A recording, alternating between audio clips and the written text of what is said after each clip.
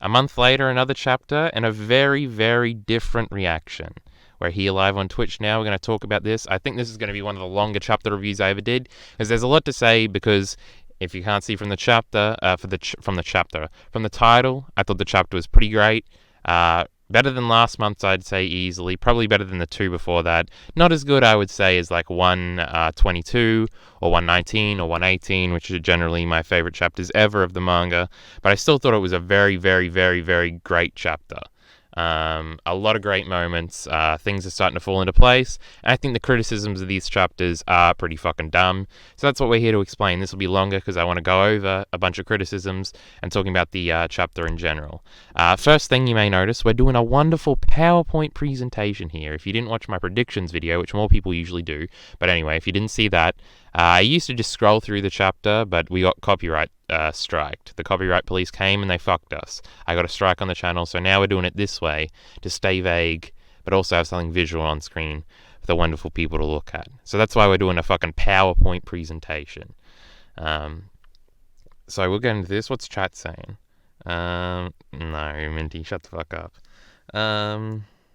Can you make... He says, he wants me to say, "What's up, Entertainment Nation? It's your boy Kyle. I'll fucking kill myself in a video game." Don't worry. Eventually the videos will be taken down anyway. Yeah, they'll come for this. This one panel is too much for us. Chapter was great or terrible. Let's argue. Guys, he tells people to shut up in stream. He abuses his audience. Minty's a fucking dumb prick. Don't listen to him. So let's start. So this chapter, a lot of people are criticizing it. Let me just read my beautiful slide here. I think it puts it out in pretty good context, and we'll add to it as we go. So, dumb criticism is dumb. The Jaegerists are mad on the timeline. That's a tweet I tweeted out. It's beautiful. It encapsulates everything that's going on here. Twitter seems to be mad. It'll be interesting to see if YouTube is as mad. Obviously, I think the chapter was great. I tried to look at some of the earlier YouTube videos out. I'm usually one of the earlier ones that don't do reactions. Well, not anymore.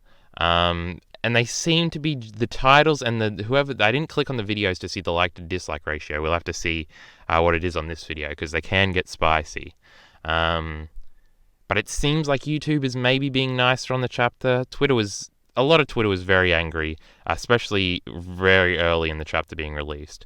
The majority of the criticism seems to come from the Eren apologist types who are mad that they have been arguing on Twitter that Eren was actually justified for 2 whole years and now have to eat shit as it has become undeniable that Isayama was not intending this interpretation and are lashing out as a result of this. They chose the wrong side in the argument and are mad. Fuck, there's a thing, don't look at all my panels, but there is a thing I got later here with these. Is it the next one? No, I swear to God I got it. This one here. This is the portrayal of the current Eldian Empire. It's pretty obvious from this guy's face and these guys' faces. This is a very Devilman-ish panel of like when the humans in Devilman rally against the devils that actually aren't devils and they end up killing innocent people in like a witch trial way. That's basically what's happening here. And they're not portraying these boys very well. I shouldn't say they, because it's just Isayama. He's not choosing to portray the people that follow Eren very well. He hasn't been doing it with Flock the whole time, but somehow a lot of people had enough cognitive dissonance to assume that Eren was like still the hero. People were still holding on to this, and this chapter basically confirmed that that's not what we're getting. They probably should have figured it out when Eren stopped being the protagonist. But don't look at all the other panels as it's spoilers.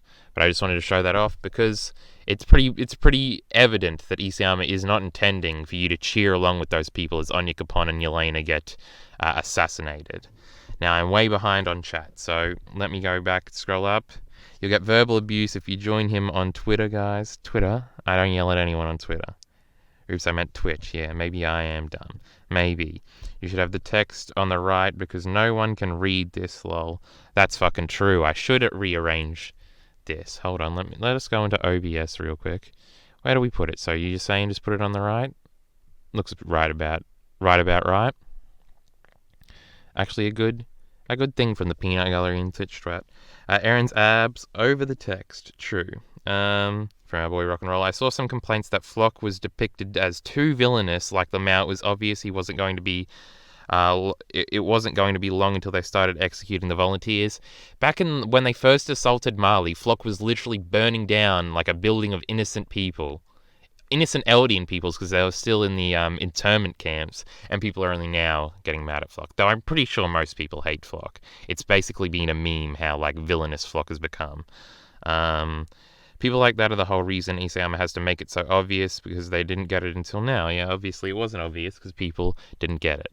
You can't really argue how obvious something is, because it just depends on the context and the audience and how, like, obviously manga audiences don't get subtlety as well as like TV or film audiences. You generally don't get the same levels of subtlety you do in Attack on Titan as in something like fucking Mad Men or The Sopranos or something, where it can be completely like silent or whatever, even though manga is inherently completely silent.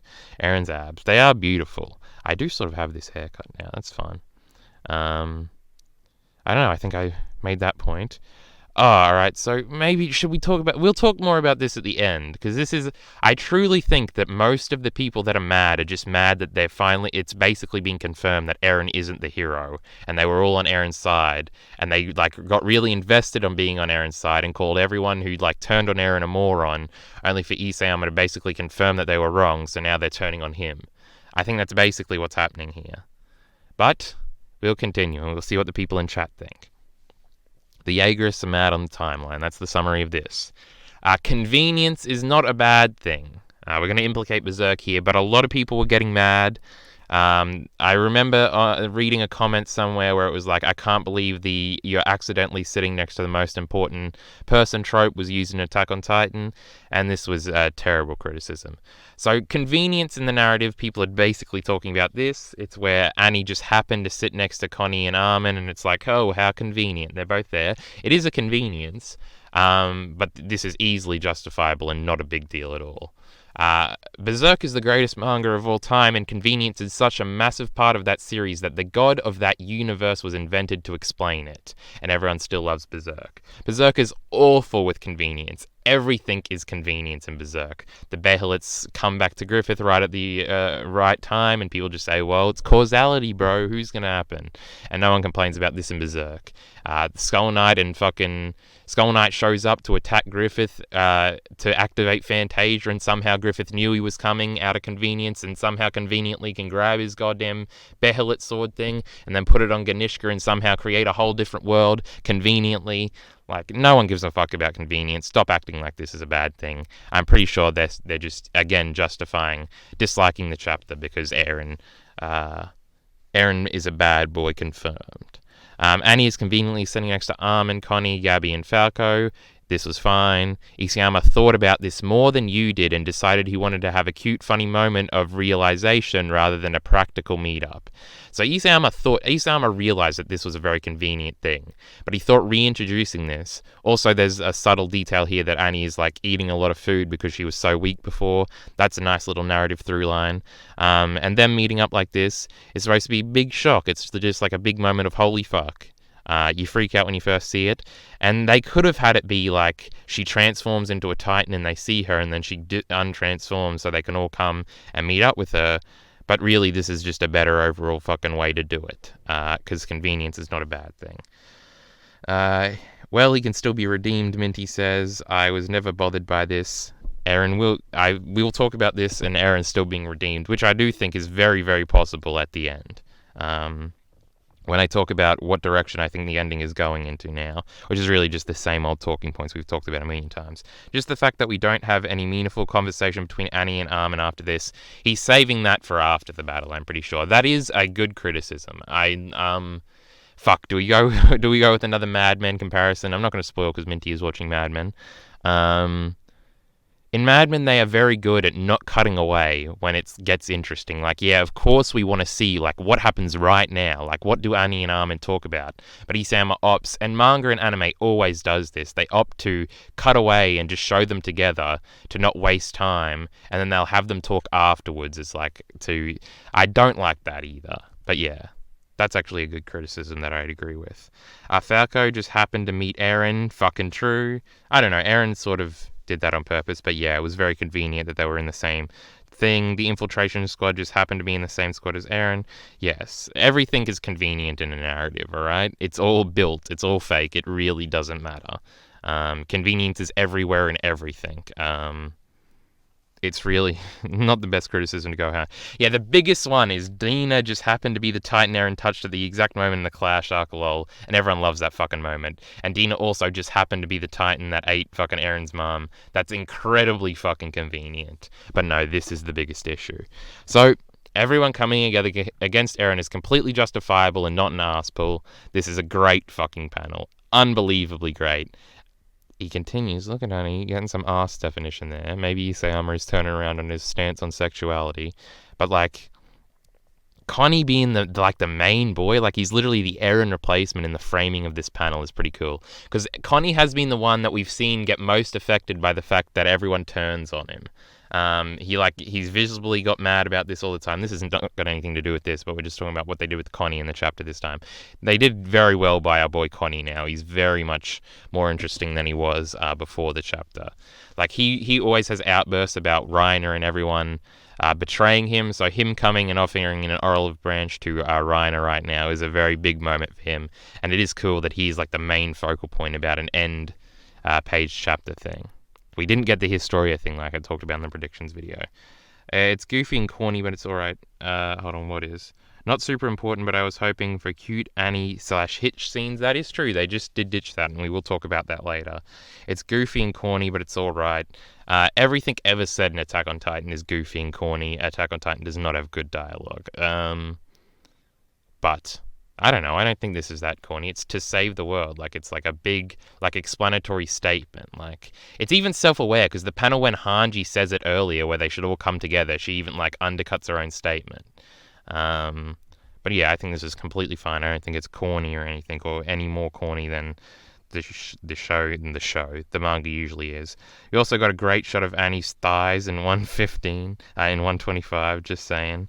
I'm mad that Hitch got ditched. She'll come back at the end. We haven't seen the last of Hitch, but she doesn't seem to be on the squad.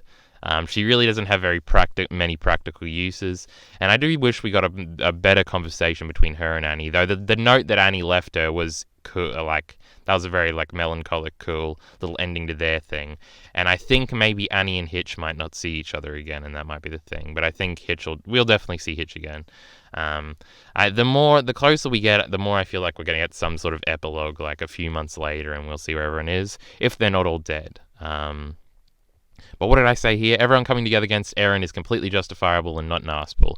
Eren literally stands to kill everyone on planet Earth that isn't on his island. This is unironically mass genocide and an immoral act. It should be an immoral act. Anyone who isn't blinded by fandom realizes that this is not only horribly stupid, but ineffective. There's already infighting on Paradise. There have been 2 whole entire arcs about infighting on Paradise. Or in Persecution will just continue on Paradise. Eren's solution is dumb and cannot be well thought out by the narrative. It will not be rewarded. His solution is not a solution. It's just like delaying the inevitable. There will always be conflict. Him killing off a lot of people will not stop this. And by trying to stop this, he's even created more conflict, which is pretty hilarious. But this might still be part of Eren's master plan. We'll have to wait and see. He says, howdy, fuck, I'm behind on chat again, let's just check in. I don't even register the criticism that the last page is bad because it's so obvious everyone would team up to beat Eren. Yeah. A little corny than usual for me, and rock and roll's fucking sticking his tongue out at me. You should unironically post the link on this stream to the S&K subreddit. I don't know, don't get too ahead of yourself. I wanted to talk more about this, but now I forgot what point I was going to make. There have been 2 entire arcs. Armin even said this last chapter, I'm pretty sure, that people would just start fighting on Paradis if the rumbling, like, successfully went through. Literally, look at Flock and the fucking gang. They're still trying to execute the volunteers when they're literally powerless. And if the rumbling, which they are assuming is about to go through, they literally have no reason to fucking execute them all. And what would even happen afterwards? Man, Historia is such a key fucking detail here, because she still has, like, the most power over the people, and we have no idea what she thinks about any of this. We'll talk about Historia again at the end, and I also want to make a video about Historia in the future. Um, but yeah, fuck, I still haven't said the point that I thought about before. Horribly stupid and ineffective. There's already infighting on Paradis. Oh, I think it's obvious that they were always going to come back together. I think I'm just going to reiterate on Minty's point because I've like been saying this for like, I don't know, a year and a half now that this was going to happen. So people thinking it was an arse pull that came out of nowhere. Like they've all got justifiable reasons for teaming up. The world is ending. And I know a bunch of people say like, I'm pretty sure a lot of people are mocking this, like Aaron's already saving the world and they think this, and I cannot comprehend how they could think that. He's literally like destroying the world, everything outside of his island. I don't know how he's saving the world, but nonetheless. Zeke's plan was probably better than Aaron's. We will talk about Zeke later on. So we'll go to the next one. Look, it's our girl herself. Well, the Jaeger's response to that is that Titan powers will be over at the end of the series. How so? So the repeat of the war for Titan powers might not happen. Well, there's no Titans in our real world, and there's still war, so that doesn't really end anything. But you're 100% right. I feel so vindicated that I was right too about the Jaegerless escalating to straight up executing people. Did anyone think they weren't? Like, Flock is literally insane. He was burning down like buildings of innocent Eldians back at Marley. Like, this is a pretty crucial detail. He's always been like a prick. I hate when people say it's the power of friendship. Well, it is the power of friendship. And I love this. It's so stupid. Like, do you live real life? Do you understand that the power of friendship isn't just something like some shonen moron pulled out of his ass? Like, it's evident in the real world. Every story you've ever seen is about the power of friendship. Berserk is entirely about the power of friendship. It's literally the core conceit that Guts has to learn the power of friendship. That's what Berserk is about. Like, he has to learn to trust people again, and that's the whole point behind his new party. Like, it's like the power of friendship. You might want to reduce it to mock it like it's Naruto or something, or some shit like that. It's not like the narrative is actively saying, like, to be friends is what we have to do. Like, they're very self-aware and cynical, and the wounds are still very much there. They just have to come together because Eren's literally going to end the world. Like, I'm pretty sure most of the nations on Earth would come together if some fucking alien prick tried to blow it up. Like, the power of friendship as you mock them. Like, what the fuck? It's just 4 billion people, bro. Another criticism I have that I was so scared Levi coming back would bode for his character arc to just be killing Zeke again, and then in this chapter we get the I want to kill Zeke. Yes, this is a thing we want to go over later. The Levi thing where it's like, Levi's actually fine. He literally just lost 2 fingers, and he has enough fingers to probably still hold a sword in that hand. It's a bit iffy for me. I don't know. This doesn't seem like the main criticism. I've got a Levi video coming out where I defend Levi, where I say that he's the best written character in all of Attack on Titan, and I still think this. Again, convenience doesn't really matter to me at all. But yeah, we will talk about that later on. The Levi thing is interesting, and I think the irony is that he's not going to be able to kill Zeke, and he's going to have to work with Zeke. Because I saw a lot of people assuming that Zeke was still going to be on Eren's side somewhere, but that Zeke's definitely going to join the fucking Avengers Dream Team. It's literally going to be everybody but Flock, I think, against Eren, including Mikasa, including Zeke, including everybody. But this is a thing that everyone has to keep in mind. And I think even the people that are turning on the chapter still have a thing like, I hated this. This was the worst comment I ever saw about this chapter. But it was like someone like, I hope Isayama can make up for this terrible chapter next month. So I think people are still optimistic, but I hated that shit because it was like infuriating. But Isayama is probably saving the best twist for last. I think this is very important to keep in mind. There are still a lot of unanswered questions in the manga, primarily what was Eren thinking and who is the father. The more he holds off on revealing this, the more mysterious and the less likely it is that it's actually just Eren because it's so obvious and he's holding out on it for so long. And if we know anything about Isayama and twists, he's probably saving his best for last. So if you're upset about this potential ending that hasn't even happened yet, maybe you should calm down and wait to see if he actually does it. Itachi is still looming. We'll talk about Itachi at the end. Show her, please. I want to know what she thinks about all this, what she knows, what she doesn't know, who the father is. It's so important, and the fact that he still hasn't shown it after like 2 years of since he revealed that she was pregnant is so important. And it's going to be so good. I can tell that it's going to be some massive twist. And even if it isn't, even if it's Eren, just hearing his story's perspective on all of this is going to be insane. She's pretty fucking pregnant here. The next time we see her, she might have a baby in her hand or something. Hold on, I'm way behind on chat, so we'll go back through this. Yeah, I read this one. Did Levi surfboard on his sword before the explosion in the panel to block the power of the explosion? Yes. Which I half like. No, I think I more than half love. And like sort of am like, I don't like that he teased that he was dead and that he was like going to be like, what do you call it? Not scarred, but mutilated. Only for him to not. But the sword thing is pretty clever. That he planned that because that was always the idea, because we saw the single the panel of him and his two fingers caught in the base of the sword. So this is not something he pulled out of his ass. He always intended to reveal that Levi only lost two fingers, but he made us expect otherwise. And I think what he was hoping for is for everyone to be ecstatic that Levi was still alive, but I think what he's going to get is people mad that he fooled us and they thought Levi was done, and it just turns out he was completely fine.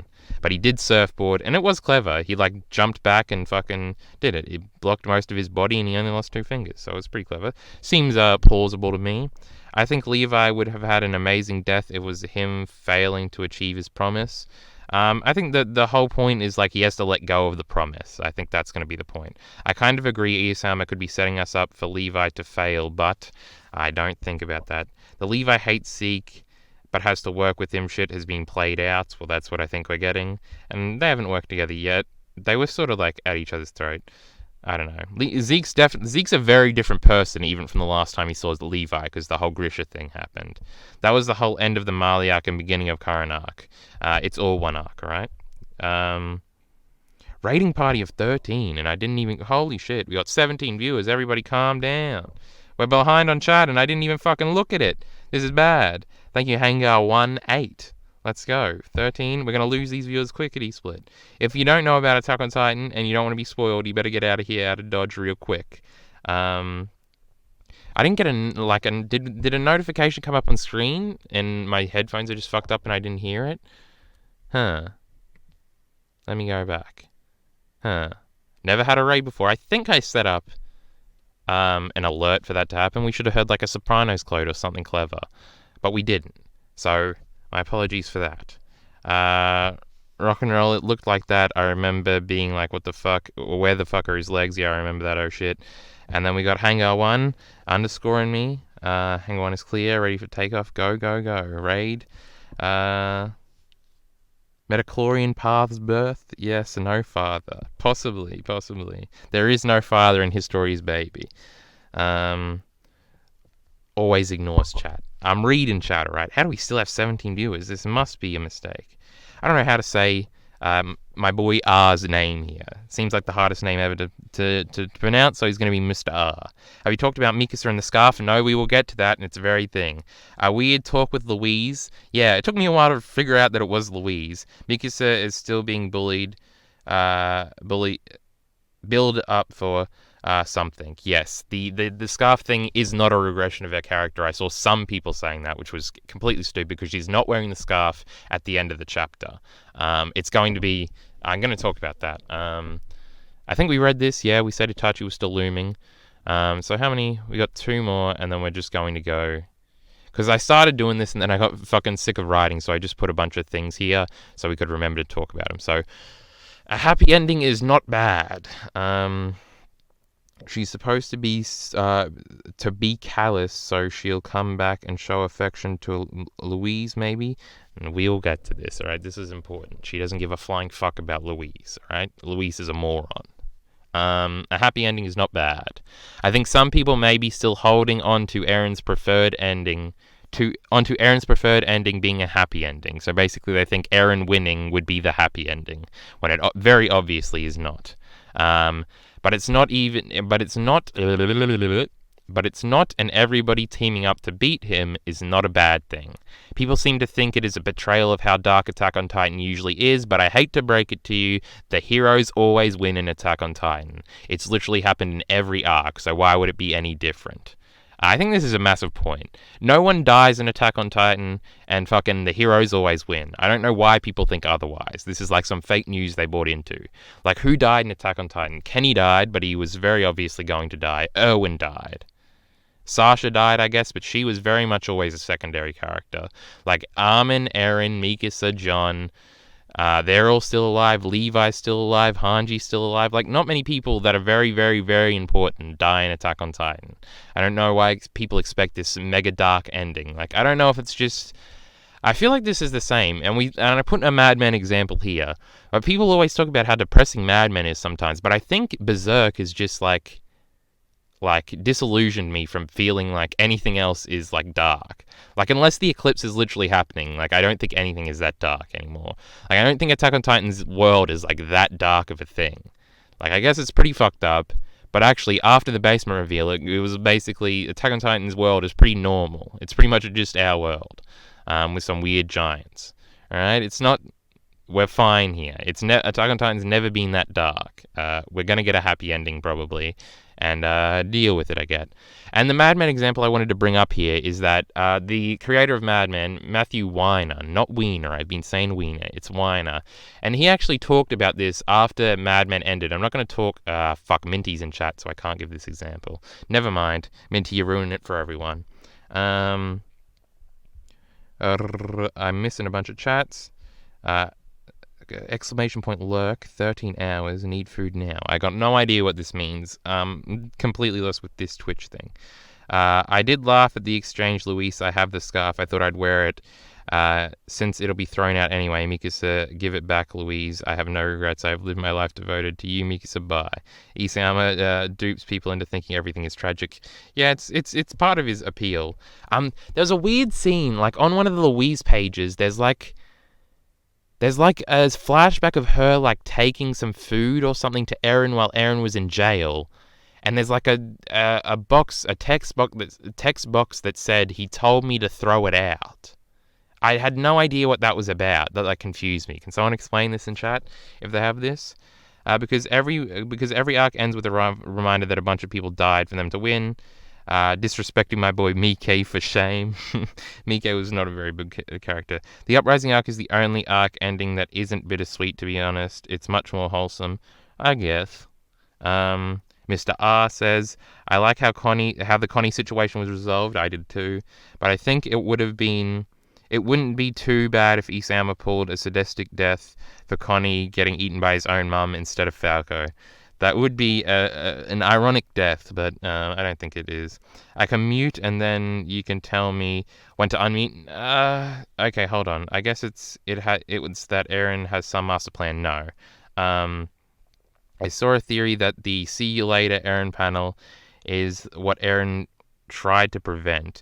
There is always that. We always forget to talk about the goddamn first panel of this goddamn thing. So he told Luis to get the scarf at some point. Okay. I assume the reason Louise took the scarf in the first place then is Eren told her to and throw it away. But she didn't want to throw it away. But I don't know the reason why this is plot irrelevant enough to continue being a thing. Well, the scarf is going to be incredibly relevant when, Mikasa gives it back to Eren when they have their confrontation in, the final chapter. The reason it's like the headband thing in Naruto, where Naruto, always carried Sasuke's headband or whatever and wanted to give it back to him at the end. It's sort of like a, fuck you, this is a symbolic representation of our relationship. And I don't know, she'll throw it at him and cry or whatever, and he'll apologize before he dies or something. Mikasa chokes him to death with it. We don't need to give the Mad Men example. We'll be fine. Alright, we'll move on to this Hanji thing. Mad Men's still in the brain, alright? Everyone should watch Mad Men. It's on Netflix. Have fun. Hanji killing soldiers. How many viewers did we drop? We're still at 15. Holy fuck. Welcome, everybody. Hit the follow button or some shit. We got our first donation yesterday. I'm a god now. A real Twitch boy. Hanji killing soldiers. Alright, so at this point, my intention was to go through the whole chapter and do this sort of format, and I only ended up doing it for like the first page here, and then I just put a bunch of things that we'll talk about. So this is not the level of detail we're getting for everything, though this panel was great. The shot, and there was like another body already there, showing that Hanji had already shot someone before this, and she's sort of crying about it. That's some sad shit. That's some bittersweet stuff. That's some good shit. A great little detail here. The Levi being totally fine thing is the aspect I thought everyone would be mad about from this chapter. Hanji killing the scouts sent out to find her and Levi while crying was a fantastic way to start the chapter. They lent heavily, this is actually a big thing, they lent heavily into the Levi/Hanji relationship here, which was interesting, and Hanji even blushed. There is a panel of Hanji blushing, saying that we should just live in the woods forever or whatever. Pretty cute, you know? But Levi is still very determined to kill Zeke, which I don't think he'll get to do. I'm almost certain that Levi and Zeke are going to have to finally get along. They did tease it already way earlier in the arc, when they had their first fight, well, their third fight. Well, their second real fight, but their third fight in the manga, since they did technically fight when they invaded the internment zone, but it was a whole ruse, and Zeke let him beat him. But they were teasing that before, and I think they're going to have to double down on that, and he'll sort of have to, Levi will have to let go of, Erwin's ghost that's controlling him. I don't know if I have anything else to say about that. Rock and Roll says, lol to Minty's goddamn choke meme. Everyone follow to hear the funny sound. Yes. I don't know, is my headphones fucked up? Is that why I'm not hearing it, or did no one follow? The sound like a YouTube troll. That sounds like a YouTube troll, but for real. You hear a hot anime girl telling you to fuck off. That's true. That's what happens. Levi Hanji shippers are rejoicing. Didn't Shardis also mention shitting in the woods for his life? Yeah, the element of just running away. We were playing the This Life... not This Life, that's the Denzel Curry song. This Side, the Earth Gang song before, and they talk about just running away to the lake, you know? It's like a peace of mind thing. Just run away and live in the woods forever and don't worry about anything. John even brings that up in this chapter where he thought he could just sit back and, turn his brain off, but then Marco would never forgive him, which is another great panel that we'll get to in a second. The idea of Zeke and Levi can get along hinges on the promise that Zeke never did anything wrong. Zeke is on the path of redemption, alright? Grisha put him on the path of redemption. Zeke's over his daddy issues, and his daddy issues were his only reason for doing any of this. Now he's completely changed, and he's a completely new man, and he's going to end up redeeming himself by feeding himself to Connie's mother. I guarantee it. I don't guarantee it. I got no fucking idea. Predicting this shit is the most difficult thing you'll ever do in your life. No one wants to hear the hot anime girl tell him to fuck off, I guess. But if Reiner has to die for his sins, so does Zeke, yeah. Then again, I don't think Annie will die. No, Annie's not going to die. Her and Armin gotta fuck and stuff, you know? I don't see Zeke's ideology turning around, but it already did. That's the whole point of him meeting Grisha. It's a fucking life-changing moment. Literally, his motivation for everything he ever did was his self-hatred for his father and his self-hatred for himself, and his internal conflict about whether or not Grisha was a piece of shit or a good father. Daddy issues be prevalent in every fucking character in existence, alright? And when the daddy gives them validation, boy, that fucks them up. Think about the Asuka scene in End of Evangelion when her mother, when she realizes that her mother loved her and that she loved her mother, and she literally destroys, all the Ava things just for the confidence that gives her. That's what's about to happen with Zeke. Eren's actions would justify euthanasia to him. No, I think he's going to be a much more hopeful boy coming out of this. Connie's mum is the father. Possibly. You never know. Zeke continue with his plan after getting closure with Grisha, though. What are you talking about, mate? No, we haven't seen Zeke since he got confirmation with Grisha. I'm talking about the flashback where Grisha tells him to stop Eren. We haven't seen Zeke since then, since the end of the... He was screaming about euthanasia after that, but obviously he's going to change and he has to stop Eren now. He thought that him euthanizing it would have been stopping Eren. But yeah, he's definitely going to get unconvinced of euthanasia after that. All he's got to do is talk to one prick and he's going to see, what it would have done and stuff like that. He tells it to Yamiya, yeah. I just addressed this, Minty. Remember that cliffhanger you hated? Well, yeah. But no, he's just going to change afterwards. He thought that would have been stopping Eren.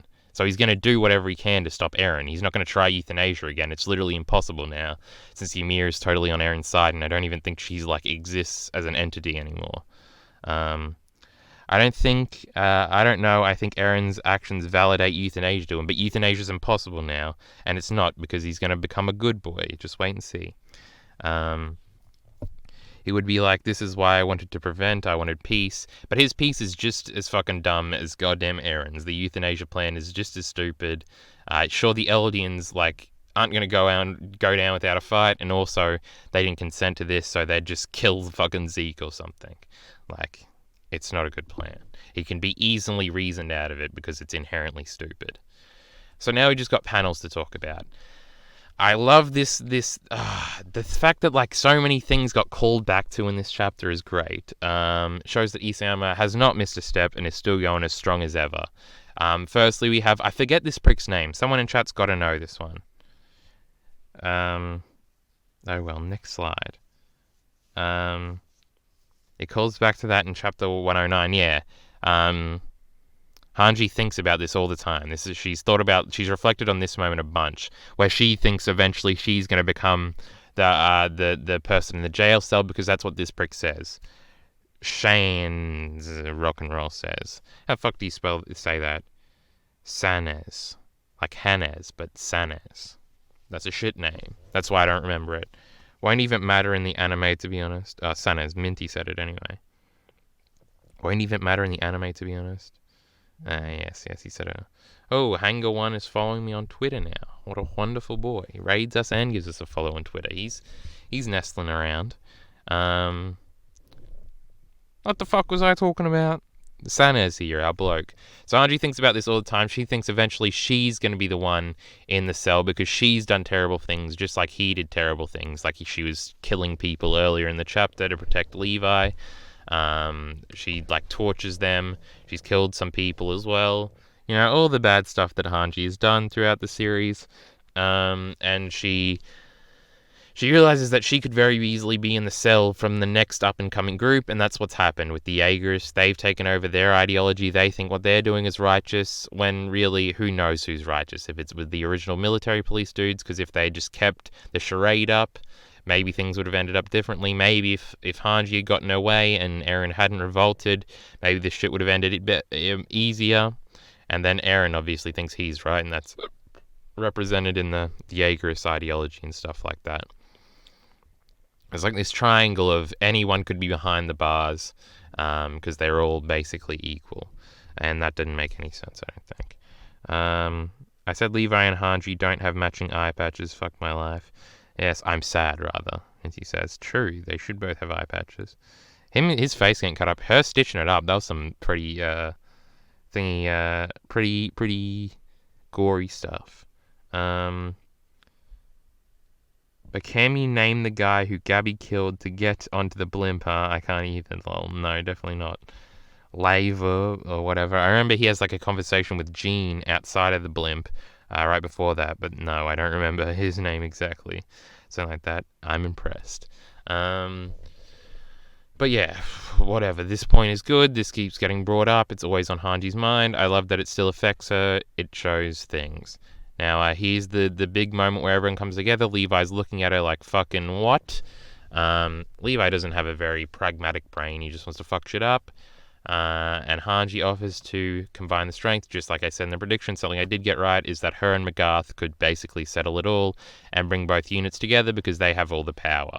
Well, Hanji's supposed to have all the institutional power, even if she doesn't right now. And McGarth literally controls Marley. So that's that. Oh, we went up to 16 viewers. What the fuck? I do like how Hanji says, or something like that. Yeah, it shows a little bit of self-awareness, though I don't think it necessarily needed to.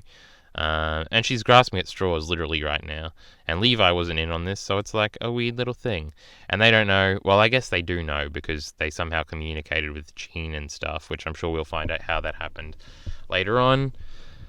But yeah, everyone's like, I like how a bunch of people independently came to the conclusion that they had to come together to stop Eren, like Annie and Armin did, separate from this, what do you call it? Correlation, what do I call it? Fuck, I've lost my complete train of thought. I was thinking a word. I know it started with goddamn C. Huh. They came to the same conclusion independently. So it makes sense. It's not an ass pull. It shows it in a variety of areas. Everyone has a motivation to join on the same squad against Eren. It's very obvious. Saying it's an ass pull is stupid. Now we move on to our boy Connie and his side storyline that got wrapped up pretty quickly. But we really didn't have to spend much time on it. Connie realized that no, he wouldn't let Armin do it, so he probably shouldn't let Falco do it. And he sympathized with Falco a lot because he's not a piece of shit, and he was such a nice little boy to him. Gabby shows up and she immediately communicates the information really quickly, which was pretty hilarious. She's like, "Fucking, you're the Jaw Titan. Get away from him. He's trying to feed you to his mother." It was very quickly she got that information out. Alright, I'm a dip dude. Have a great stream. Thank you, Mr. Hanger18. Too tired, he says. Consensus conclusion, never mind. The brush the teeth thing, that goes with Connie's weird motif of always saying crazy shit and having a really weird looking face. If anything breaks the tension or whatever, or seems out of place in Attack on Titan, it might be Connie's weird outbursts like that. He has one, when they're fighting the Colossal Titan, he has one. I know there's one other instance of him doing it, but he gets really weird. And it's very self-aware, yeah, we're going to brush its teeth so you're close to the mouth so I can push you in. Nice panel, though. Look at this beautiful little fucking thing here. They're everywhere. And I like how they put her in a tent and she's away from sunlight. She's got no energy. Very clever. The fact that they didn't kill her and put her out of her misery or something leads me to believe that somehow Connie's going to get his mother back from... the narrative is going to reward him for being a noble boy here and not going through with it and saving Armin. So he's going to get his mother back despite it because he showed a good heart here, and Isayama will reward him in the end. I thought Armin was about to die, so I got so mad that Armin wasn't going to do it. This is a typical bitch boy Armin maneuver, right? Did not endear Armin to me at all, right? If he had died, I would have cheered. I do not like this prick. Eavesdropping, that one. Original is better. Oh, yeah. The, yeah, one of Connie's sucking puns. What are we moving on to here? Yeah. And then Connie has the big revelation, so he wants to go and help the people who are actually in trouble, and he gets big motivated, which leads to his final stance at the end where he's totally in the Eren position, which is pretty interesting. Our boy Connie got some focus here, and he probably needed it, alright?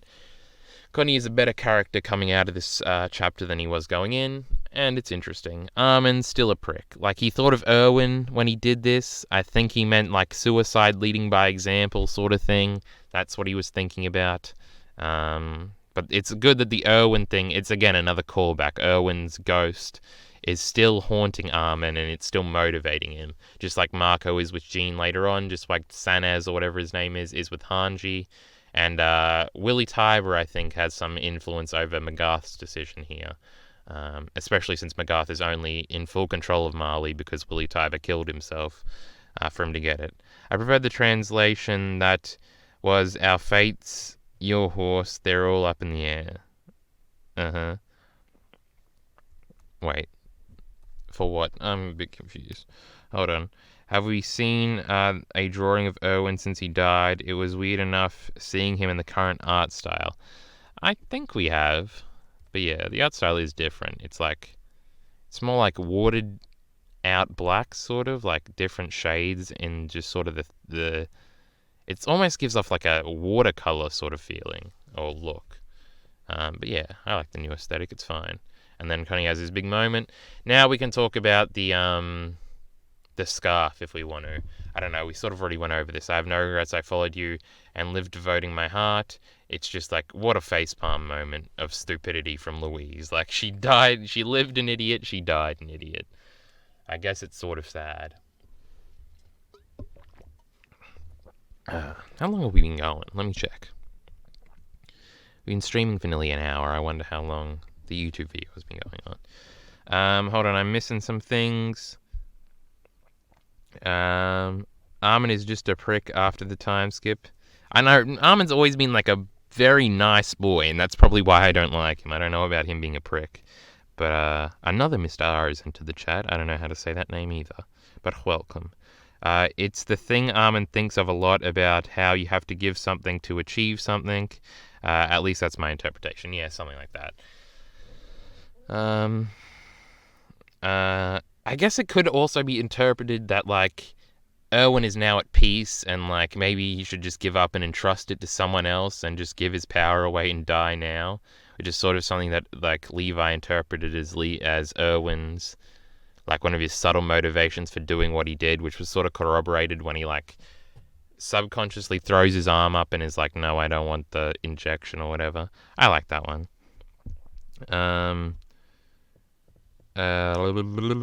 But I don't really think we've seen a flashback of Erwin since he died. I'm not sure.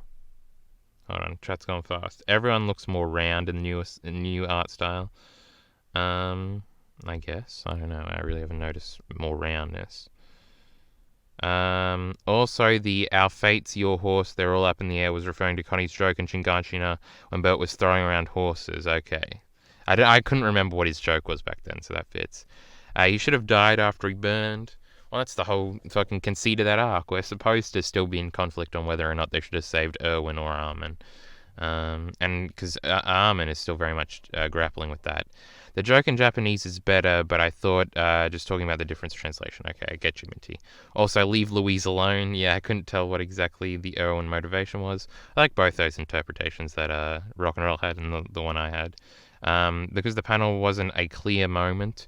Yeah, well, it's a little bit subtle. Aren't we all complaining about how it's not very subtle with its messaging?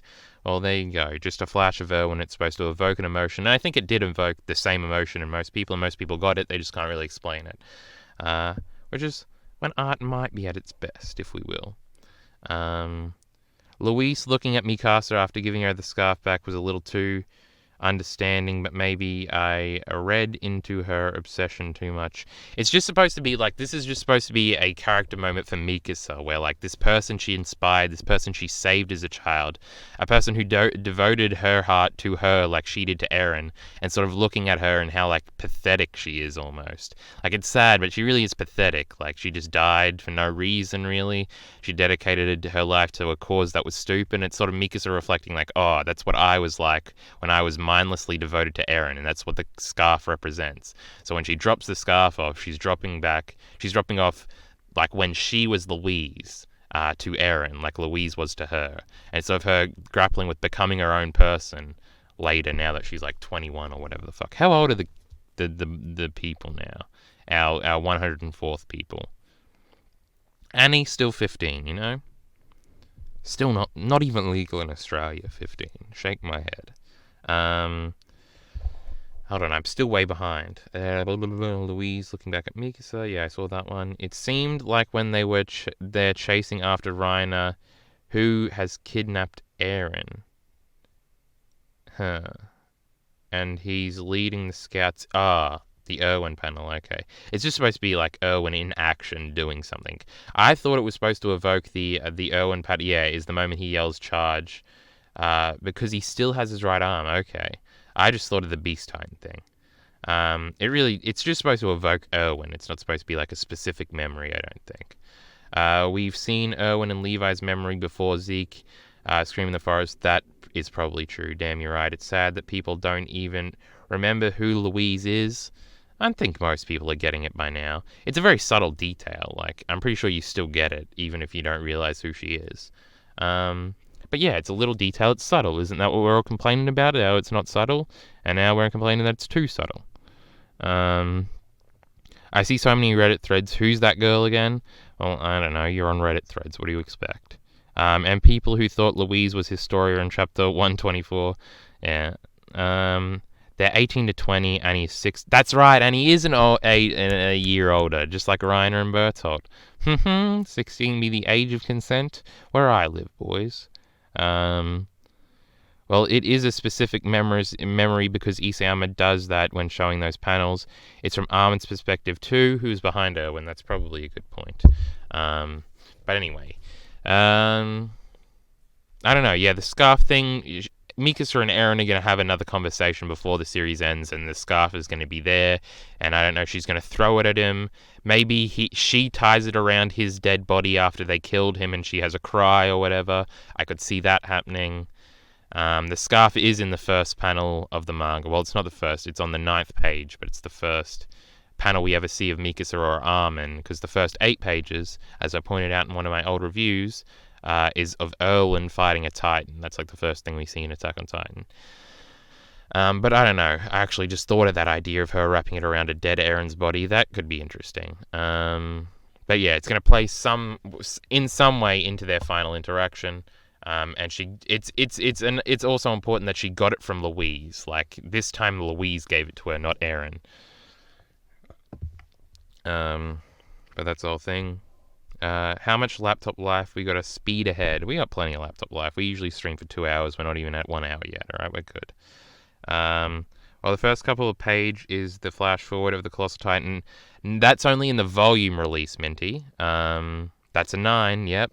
I pointed that out in my goddamn video, how there were all those 9s. In the volume release, there's a bunch of pages at the beginning that are like redrawn in a different aesthetic that show the Colossal Titan, but they were not in the original monthly release, and they don't count. I'm pretty sure even in the volumes, they don't have like page numbers. First 9 pages, yes. I pointed this out in my video. I literally counted out the pages and talked about how it was 9 and how that was important in rock and roll. I'm going to assume you saw that video and that's what you're referencing. I still wonder what the see you later thing might be, because her hair is too short for that now. It could just be like, as Eren dies, he sees Mikasa and he like imagines her when she's younger, and that becomes a memory. I don't know, something like that. Is killing Eren enough though? The order. Fuck, what are we saying? Is killing Eren enough though? The order to stump was given. Killing him will probably only stop the Titans marching. They have to persuade him or Ymir, if she's around, or obtain a new founder. They'll resolve it somehow. I'm sure Isama will pull something out. But yes, defeating Eren will in fact save the world, I'm pretty sure. They're not just going to kill Eren and then the rumbling still happens. Somehow Isama will have a narrative thing. It could literally just be if the founder dies, and there's no founder to like replace it or whatever, then the Titans fall down like a Marvel movie or something. Though that would still probably be bad and create like an earthquake or some shit. Also, they've always had the rule that when a Titan shifter dies but isn't consumed, that like a Titan magically appears in like a baby or whatever. I wonder if they'll ever do that. Like maybe if Eren dies and like, because Eren still has 3 Titans in him, which we do forget. Like, I don't know. I still think maybe somehow all the Titans go back into one person, and then they kill that one person or something to get rid of them in general. Something weird like that. That was like an old theory, but count the guys in the room with Reiner at the end. 9 guys. That's possible. Yeah, they will just be mindless Titans, and we'll go after Paradis. They got fucking Titan shifters out the arse, and Levi can still fight. I'm pretty sure they could take out most of the Colossal Titans, especially since they've been very. Isam has been very intent in portraying that Colossal Titans are easy to take out if they aren't intelligent, because they're really slow and stuff. Where are we up to in chat? Mindless Titans will go after Paradis. That's the issue. They need to steal the founder power or convince Eren. If we're going with the convincing Eren route, it's going to be Gabby that does it. Eren dies and Historia's baby gets it. Ymir is reborn. Lol. If he ends up getting all 9 Titans in him, that would be a thing. Even though I've talked about rejecting the Ymir thingy as the baby or whatever. The Armin eats all the Titans, then crystallizes himself theory. The old theory I had was that Eren gets all the Titans in him, then feeds himself to Historia, and Historia would have still been under like the chain thing or whatever, which let like the founders not ever use the Titan power because she was of royal blood, but that's no longer a thing. So that was an old theory I liked. Scrappy Drop Bear says, yo, good day. The old Drop Bear memes are back in town. So I was lurking. Which raid train have I boarded? What was our boy's name that raided us earlier? Something did that. We're currently talking about Attack on Titan. if you have any relevance to that. But do you have any new thoughts about Zeke's Titan not being controlled by Eren? Zeke's Titans not being controlled by Eren, no. To be honest, it could have been so there was a Titan conflict in chapter 124. Yeah, I don't know. The whole whether Zeke controls them or Eren controls them, I forget. I forget the specifics of even those chapters to go on. This was a good moment where Hitch got given the old letter and Annie had left. Thank you for talking to me for the last 4 years. Farewell. You're from your malicious roommate. And then she acts like she doesn't care and eats away the pain like it's Cowboy Bebop episode 24. Geez, I can't eat all this by myself. Everyone else is celebrating. The populace seems to be generally on Eren's side, which is interesting, when there was some conflict last chapter. So maybe we'll see more conflict. We also didn't get any updates about Annie's dad starting a riot in the internment zone. That plot thread's still got to happen somehow. But yeah, this was a nice little moment between the two of them where she actually is nice to her, but not in person. She has to write it down. Whatever, it's a good old moment. We already talked about this. The Jaeger, the Jaegerists going insane, literally being devil man boys. And then the Anya Capone speech was pretty cool. He stood up for himself, and then Jean didn't do it. I thought for sure Jean was going to shoot Flock in this scene without realizing that they had a whole plan figured out. But yeah. Cool scene there, and then John pushing them out the way, and then it's all part of the plan. And then this is another great moment. Yeah, at the end, I just wanted to plug my ears and shut myself inside some room, but the bones turned to ash wouldn't forgive me for that. Such a great line. Probably one of the best, definitely the best John line ever. One of the best lines in the entire series, I think. Speak about this Cart Titan plan. I don't know how they coordinated this, but I'm sure it'll be explained soon. I'm sure next chapter we'll get some more flashback reiteration on how they planned it. I'm sure Isayama will explain it. It's fine. I'm not sure how they did it, but they did it. But this is obviously a reference to Marco, because the burnt bodies were the bodies they burned after they finished cleaning up Trost, and Marco was the only person that really died in Trost that we even maybe gave a fuck about, though you probably didn't give a fuck about Marco back in Trost. You probably didn't even remember who he was, because I know I didn't. But on rereads, we understand that Marco was very important to John, and sort of is the motivator of most of the things that John has ever done. And so when he says the bones turn to ash, he's talking about the Trost funeral thing they all held, and that they wouldn't forgive him for that. A great callback, a great line. Pretty good.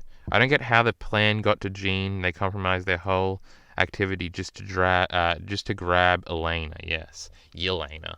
McGarth seems to have some sort of plan. I think he's going to use Yelena to get to Zeke. Maybe they have Zeke already and they're going to talk to him. It'll be interesting. Yelena is definitely key to whatever Zeke goes down with. I can very easily see Zeke and Yelena. I don't think Yelena's depressed. I feel like this is a trope in a bunch of things where a villain turned good guy who had to come together with the good guys at the end, and she's sort of silent. She used to be very bombastic. And Zeke, she's holding Zeke up with his arm over her. This reminds me of something I know I've seen before. I feel like that's a trope that happens. Since she's very depressed and all. I don't know if this is resonating in any of you, but I feel like I've seen that a million times before in a million different things. They also grabbed John, which is important to Armin and the gang, so they probably wanted to get John out of there, and John was very specific, and they need the Isayama needs the volunteers to be on the plan to just demonstrate that people from very diverse backgrounds are all coming together against Eren, and that's part of the theme here. They compromise their whole activity. I already read that one. They don't need Elena to take Eren down, do they? Because if they really don't, this seems like a shit strategy. Well, the narrative reason, the thematic reason rather, if we zoom out, is they need a bunch of basically all the characters to be against Eren, and Isayama's got to try and justify them stealing them back. Them being volunteers is important, especially for world outreach if they want to. It's highly implied that McGarth has some sort of plan regarding Yelena, so it'll be explained next chapter, I think. You don't find out that Marco dies until after the flashbacks in the manga, so I did remember who he is. Lol. That's actually clever if they did that in the manga. Huh. I have no idea what trope you're talking about. It's really weird, but I feel like I've seen this a million times. Um, Gene could have been left by himself, like Mikasa. No, Mikasa's with them. Yeah, I don't know. They got Mikasa, so somehow Armin went back to get Mikasa, and Mikasa was sleeping in like a big hall where Jean also was.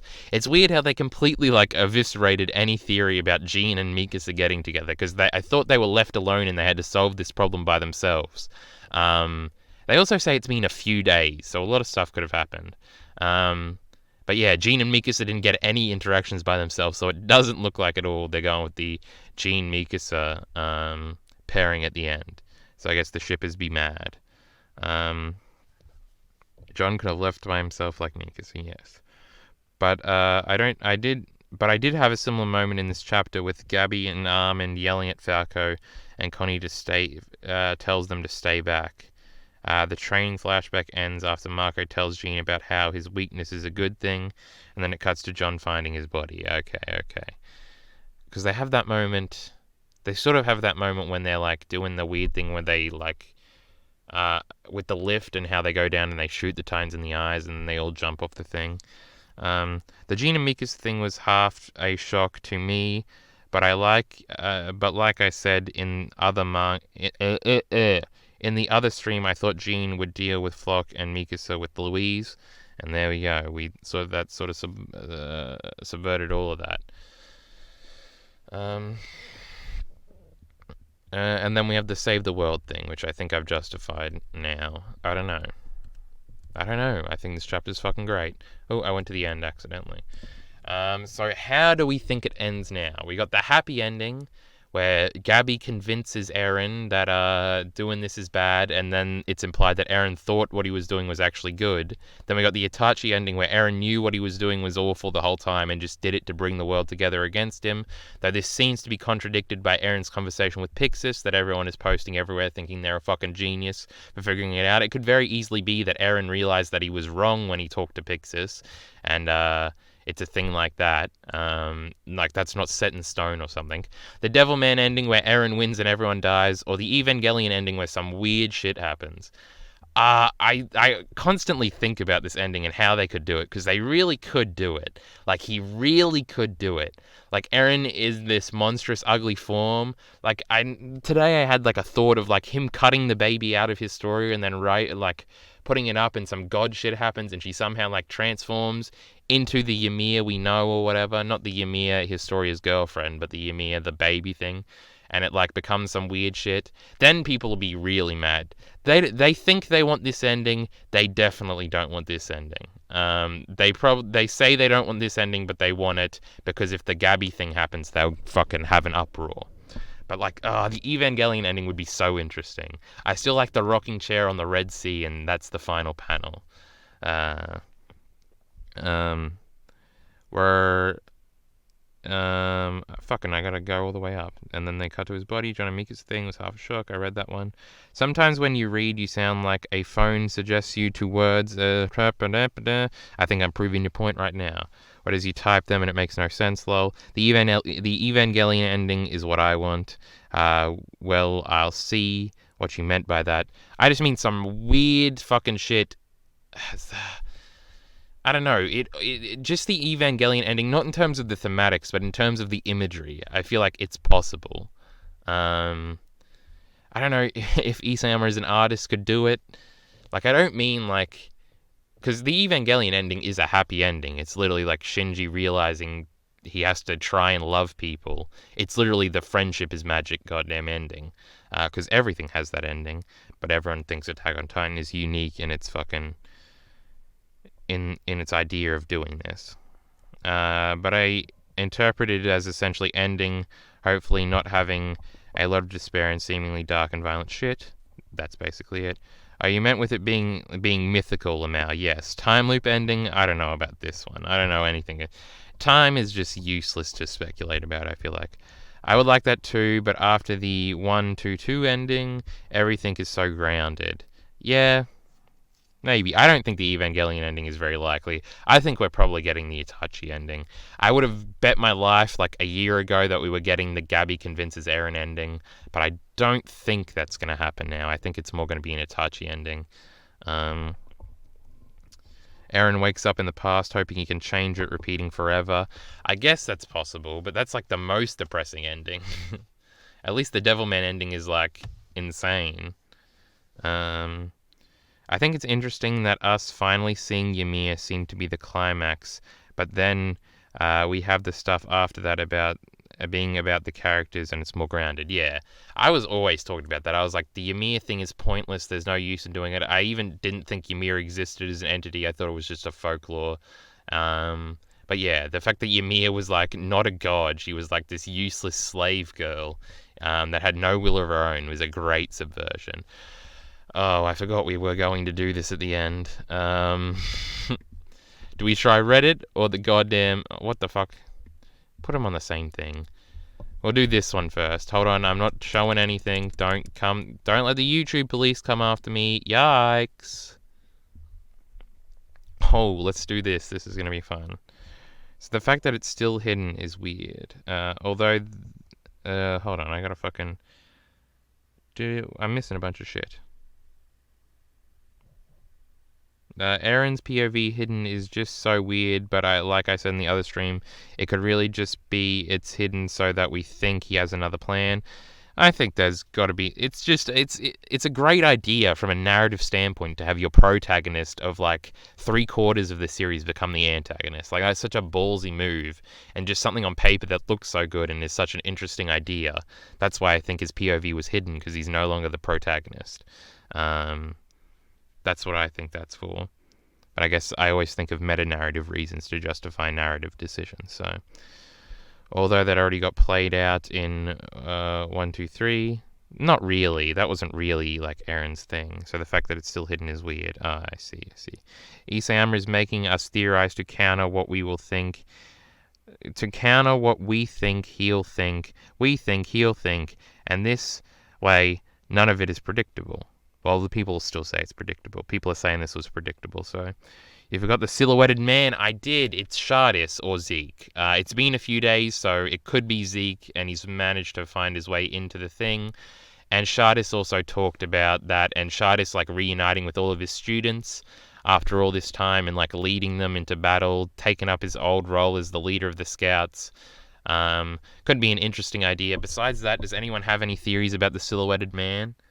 Because I don't. Fuck, I nearly dropped my water. That would have been a fucking miserable experience. I started earlier, so it's only like 9 there. So let's fucking read these glorious comments down here and see what magical insight we got here. We'll go by newest and then we'll go best. Well, let's talk about the fact that Titans only fuck with Eren and his friends because the Marleyans creating... Oh, it's the whole Marley did it first meme. That's totally stupid. Maybe we can see that Eren isn't bad. It's war and all. Wait, hold on. Is he not saying this? Hold on. I should have read the whole thing. Well, let's talk about the fact that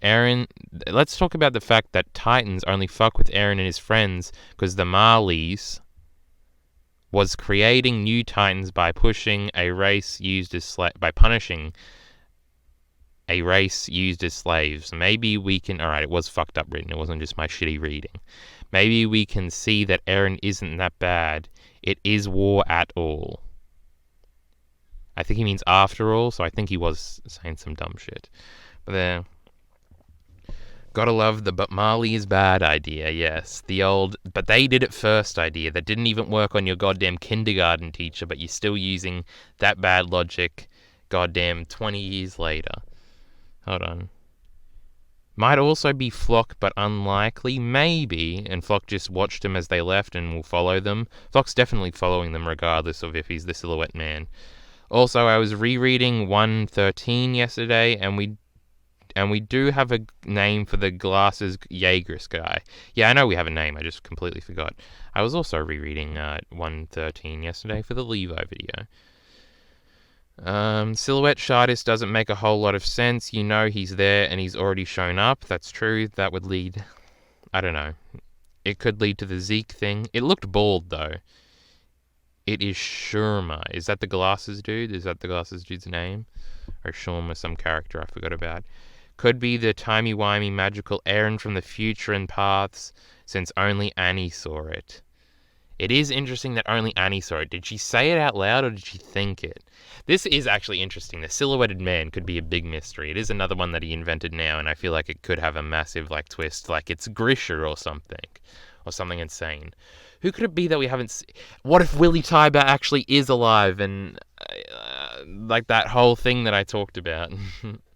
That could be fucking insane. The old Jaeger master plan video comes through in the end, and Willie Tybur was in on it and was just fucking with everybody. What a glorious twist that would be. The ultimate validation for your boy. Hold on, we seem to be low on internet, but we seem to be going good. I'm telling you, if you haven't seen the Jaeger Master Plan video, it's completely outdated now, but you should go back and watch it. It's some fun stuff. An hour of Attack on Titan theory analysis. You want to watch it? Go back and watch it. It's on the channel. Their mind explodes when you tell them two things can be bad. Yeah, these are the same people that are always like, well, everybody's bad in Attack on Titan, bro. But they seem to just forget it. I thought the silhouette was just supposed to be them realizing someone was going to follow them. Lamau, maybe. You made a crackpot Philly about Willie being alive. No, it wasn't about Willie being alive. It was about Willie being in on the Eren plan. And that he gave all the power to Marley, from Marley to McGarth for something that was going to lead into something else. I forget how my theory exactly went, but the whole thing was that Eren had already talked to Willie Tybur, and Willie Tybur only went into action so he could get killed by Eren and become a martyr, so they would go to war, and then Eren could activate the rumbling, and that would be a whole thing. This was it wasn't 2 years ago. It was less than a year ago, I think. It was right before chapter 119 came out, I think. But it's Willie. Let's make this a meme. You just said that the silhouette looks bald. Willie is the opposite of that. He cut his hair afterwards. It all makes sense. It's Willie. Goddamn 14 views. But anyway, hey Carl. Griffith Saga has entered the chat room, people. One of the big four is here. Minty's already been here for a while. Miller is not Attack on Titan boy. Seth was here for a little while. Maybe he's just lurking in chat, just listening. But we got 2 out of the 4 confirmed, possibly 3. I saw a cool theory about that on Reddit once. It was probably my goddamn theory. I did post it on Reddit, but it would have been the video. And then I argued with some prick about it, and he was a total Jaeger boy. It's that the power to look into the past memories is the result of the founding Titan, but Eren having the Attack Titan allowed him going into the past of the Attack Titan memories. Makes sense, you know. So the reason he got the Warhammer Titan was so that he could go into the past Warhammer memories. We just need this goddamn Eren thing. Goddamn Seth. Yeah, Zeth was just fucking lurking. I knew it. Miller's probably lurking in here too. Probably all 4 of you are here. Some reason he got the yep. And then he was able to convince the previous typers even before Willie to go along with it. Well, that definitely was my theory. Willie escaped, but Eren accidentally chomped his glorious mane fur off. Yes. Because he just went into his mouth, alright? He could have been in Eren's stomach and been fine. No, because Eren went back on the plane. So he wouldn't have... Willie's not alive. It's stupid. I was just joking. Seth is still here. Everyone smash that motherfucking like button. God, Minty just has the best ideas. What do we got? We got 14 viewers. We got raided earlier. That's why we got that much. But no, don't you want to hear a hot anime girl tell you to fuck off? Just press the follow button. Just do it.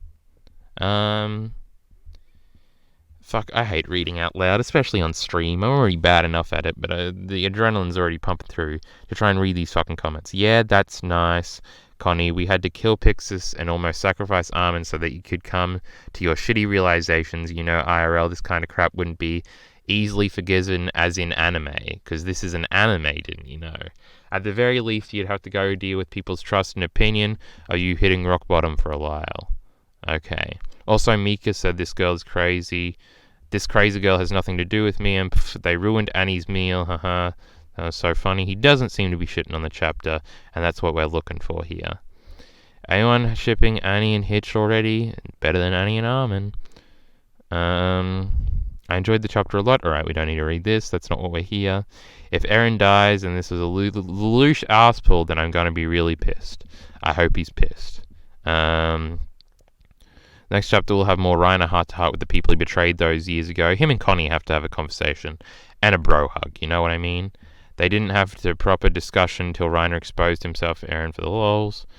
Good one, Pieck for the win. Pieck has a last name now. She didn't have a last name for ages, which was interesting. Have to wait another month. This is torture. See, this doesn't seem to be save the world. I don't think their intention is that simple. I think it is. They got to save the world from Eren. I don't think it gets more simple than that. The gang's all here. It's the end of the world as we know it, and Eren's kind of blasé. The end of the world isn't enough reason to not work. Okay, these seem like all positive things, right? Let me switch to best. I'm trying to find the negative ones to laugh at, alright? That's the whole point of this. Reddit's going to be better for this. Also, subscribe it and come over here to Twitch, you fuckers. Griffith Saga's got great ideas. Pieck Finger. People hating the name. Who gives a fuck about the name? I want to finger Pieck Mint, he says. Don't we all? Alright, the bookmark thing is the most. Look at it.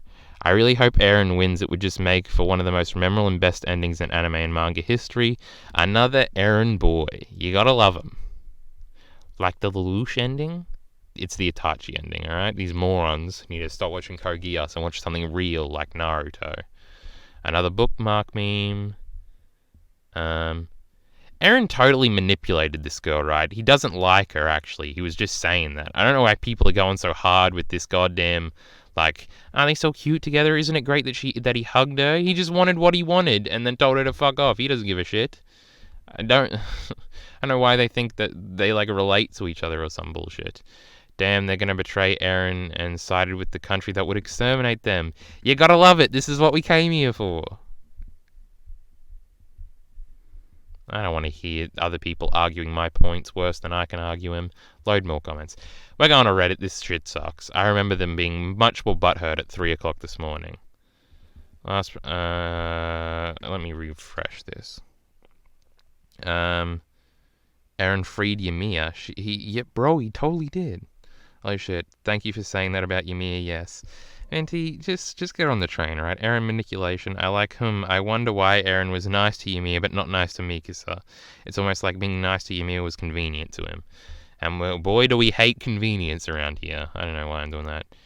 Jean got eaten, Yelena too, Anya Kamun. Am I a joke to you? I hate fucking memes. All memes are bad, alright? This goddamn moron just realized that he could just put a structure into a comment and think it was funny. Didn't they take Anya Kapon as well? Like, does this comment even make sense? Anya Kapon totally got eaten by Pieck, right? I kind of hope Ymir is trying again and realizes it, but she's probably being deleted. Yeah, I like that Ymir was just in that, like, one chapter. Well, I guess she was in a bunch of chapters. But I like that she's, like, done there. Anya Kapon got eaten too, right? I'm not a moron here. Or whether you're a pro or anti-Rumble. Great terminology. Some good Reddit terminology here. Sitting and doing gags around a lunch table's little genocide is underway is disrespectful. And shakes the tone. Oh my god. Kill me now. Connie is the new protagonist now. Changed mind. When are we going to see his story, though? That's a good comment. First page. Hanji is there. Hanji is here. Indeed, she is. Great meme. Can we sort this by best, too? I don't know how to use Reddit. Here we go. Top. What's the difference between top and best? The Jaws female colossal armored titan are on a mission to find the founder. That's a cool little fucking parallel. I didn't even notice that. That's an okay Reddit comment. Someone didn't like the idea on your Twitter that the Mikasa Eren people, the shippers are the worst, alright? They try to engage all the time. I responded like, oh, you people are back again, and the person literally responded like, oh, have I ever interacted with you before? Like I meant literally them. The worst. Twitter is the worst, alright? Arguing in like 240 characters is the worst. Especially when people just act like things aren't true when they obviously are. Other theories about Annie bumping into Levi and Hanji, Connie and Falco. They find her in... Alright, that's not really a criticism, so it's good. A lot of these ones seem to be like a lot of the popular. I think the conversation's turned. I think I was just thrown off earlier this morning when I finished reading the chapter and everyone was being fucking negative about it. Let's go. Lamau Levi wakes up. The first thing on his mind is where's Zeke? Don't even care. Took on. Alright, everyone's positive so far. This is not what I was looking for. Wake up, Reiner. We've got a world to save. Good meme. Alright. Endgame meme. Really funny. Holy fuck, that was a fast release. Thank you. Yeah, that's good. What are we? Some kind of... another meme. Reddit quality memes here, boys. They're hilarious. I like how everyone was sleeping in the middle of the frickin' apocalypse. Yeah, it was the calm before the storm. You know what I mean? Pretty narrative advice. John is fucking depressed as shit right now. Feels bad. He'll be happy by the end. Especially if he gets his Mikasa girl, which he still might. Top are like the most upvotes. Best is the most character interaction. What you short is got back controversial. Okay, we'll do that. Character, I meant comment. Yeah, of course. Jean and Mikasa is still kind of possible. It is still kind of possible. They both had meaningful character moments, but are still depressed. That's true. They did sort of parallel each other. That's actually true. That's pretty true. It's actually a good one, Minty. Annie, Piek finger. It's a great meme. Until Isama disappoints me, I will never doubt his story. God, you don't have to suck his dick to just say you like the chapter, alright? I hate this. This is almost worse than, like, just disliking the chapter to me. Until Isayama actually disappoints me, I will never doubt his story writing. Though if the ultimate plan of the story is to combine alliances to successfully stop Eren and make him the common enemy so that they can join forces to save the world, then I'll be thoroughly disappointed. Yeah, whatever. So controversial. This is a great meme. Oh. Why is this? The chapter sucked. So they are getting downvoted. What was even the point, to be honest?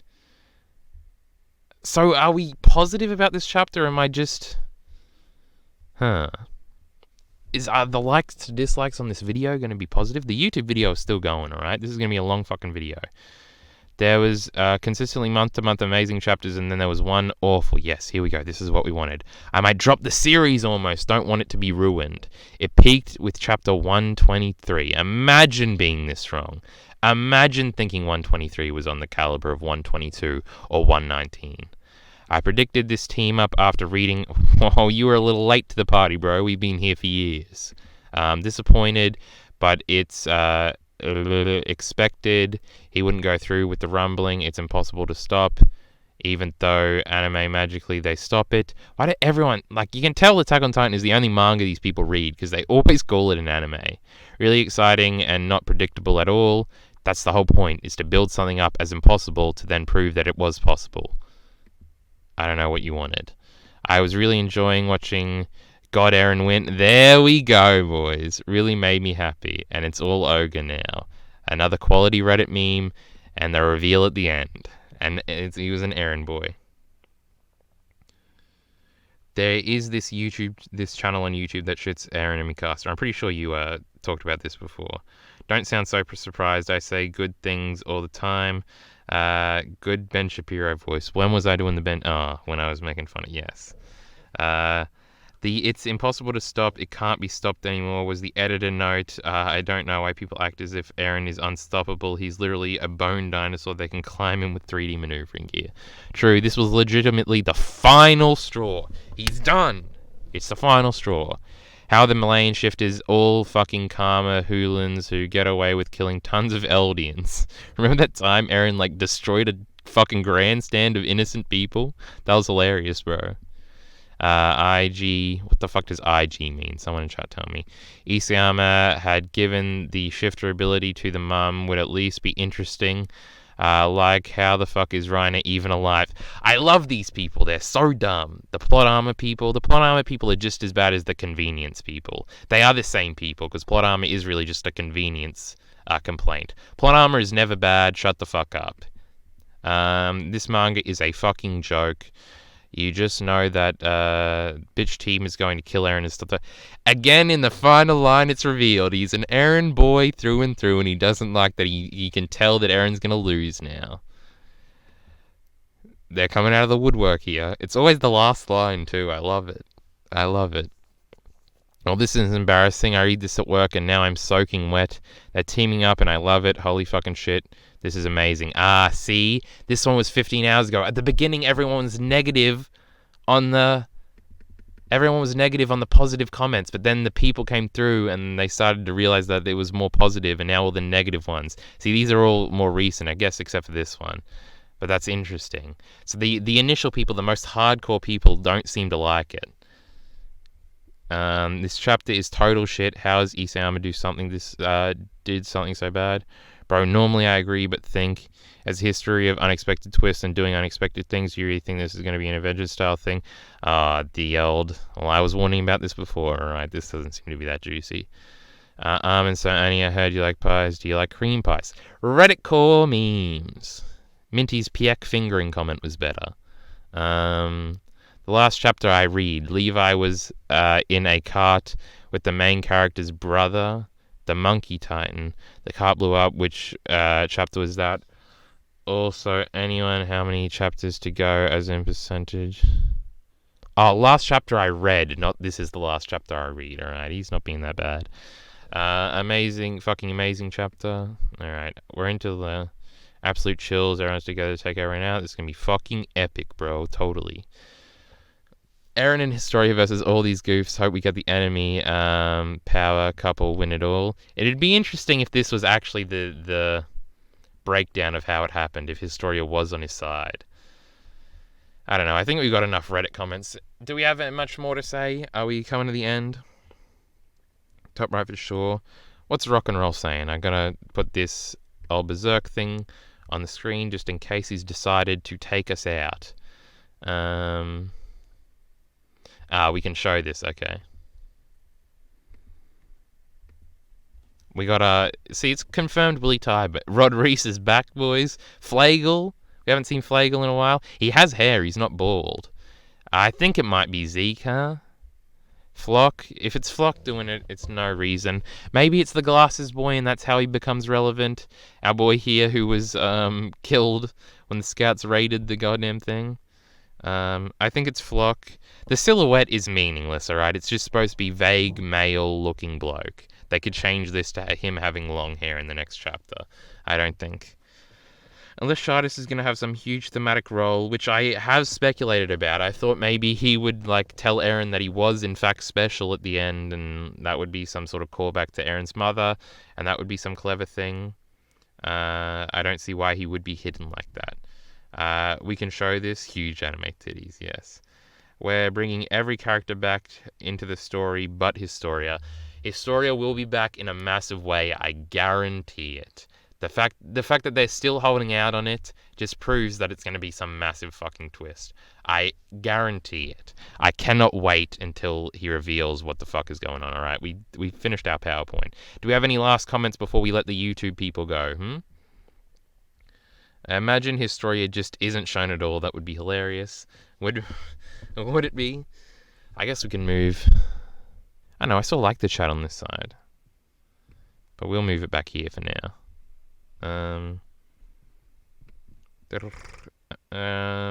The twist is, in fact, it was never revealed who the father was because it doesn't matter because the sins of the father are not the sins of the son. Well, I don't think it's directly implicated, or daughter. I'm pretty sure everyone understands that it's going to be a daughter and it's going to be named Ymir, but it's going to be named Ymir after Historia's friend Ymir and not after